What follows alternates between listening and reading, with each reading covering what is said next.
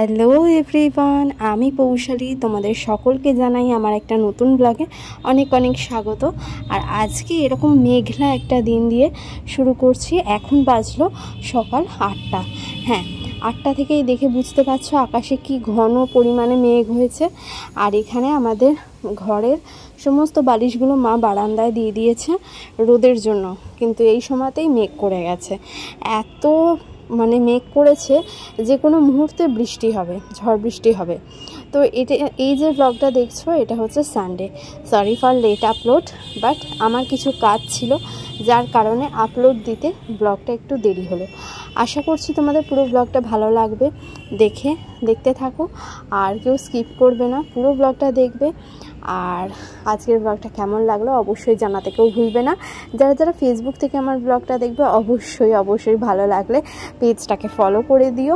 আর যারা ইউটিউব থেকে দেখবে তাদেরকে বলছি ভালো লাগলে অবশ্যই ব্লগটাকে লাইক করো, শেয়ার করো, সাবস্ক্রাইব করো চ্যানেলটাকে, পাশে থাকা বেল নোটিফিকেশানটা প্রেস করে দিও।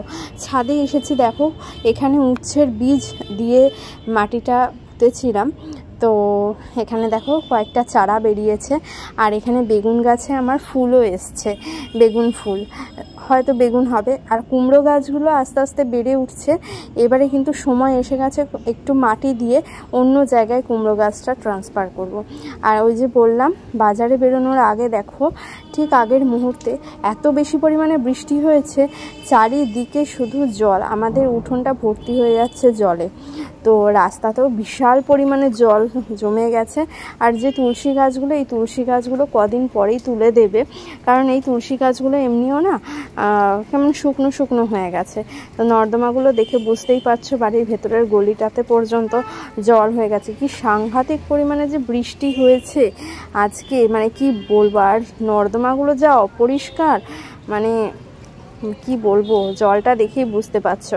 আর কি বেশি পরিমাণে এত বেশি পরিমাণে বৃষ্টি হয়েছে যে রাস্তা চারিদিকে, আমাদের তো বাড়িটা চৌরাস্তার মোড়ে, তো চারদিকেই আর কি, চারটে রাস্তাতেই আর কি জল থই করছে, দেখে বুঝতেই পারছো।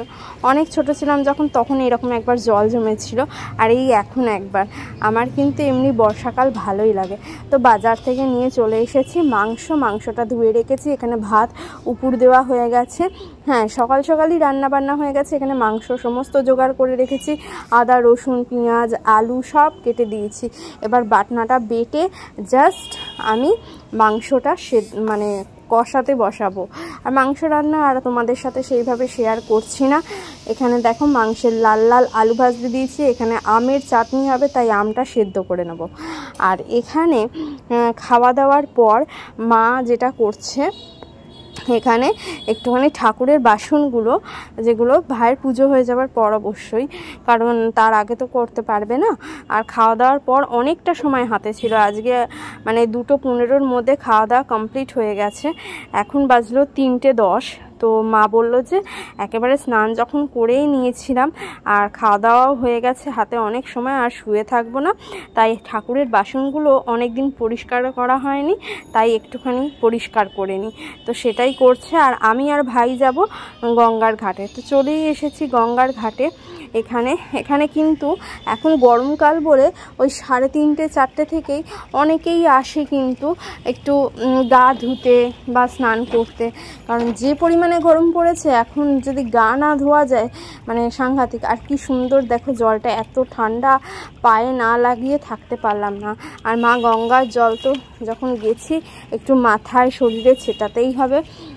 তো ওম নমঃ শিবায় বলে সারা গায়ে গঙ্গা জল ছিটিয়ে দিলাম, শান্তি হলো আর কি। তো ইনি সাঁতার কাটতে কত দূরে চলে গেছে সেটাই দেখাচ্ছিলাম তোমাদেরকে। আর আমাদের গঙ্গার ওই পারে ওই মন্দিরটা তোমাদেরকে জুম করে দেখাচ্ছিলাম।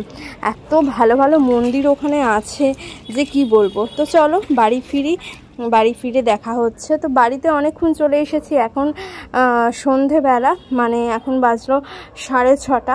তো এখানে চা করতে বসিয়েছি, ভাইয়ের ওদিকে সন্ধে দেওয়া হয়ে গেছে।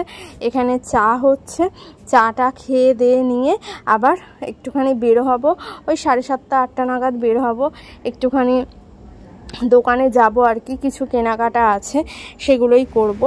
আর আজকে জিটি রোডে এত বেশি গাড়ি যে কি বলবো। আর এখানে যে পুলিশগুলো দাঁড়িয়ে থাকে তারা কোনো কমবেন না। কেন বলছি, একটা গাড়ির পর গাড়ি আসছে, আগে তো মানুষকে একটুখানি পার করিয়ে দিতে হয়। চুপচাপ তারা দাঁড়িয়ে থাকবে, জাস্ট রঙ্গ দেখবে। গাড়ি যখন আপনা আপনি দাঁড়াবে তখন আমাদেরকে পার হয়ে যেতে হবে। তাহলে তারা কেন আছে আমি বুঝি না। তো যাই হোক, অনেক কথা বললাম, আজকের মতন এখানেই শেষ করছি। টাটা।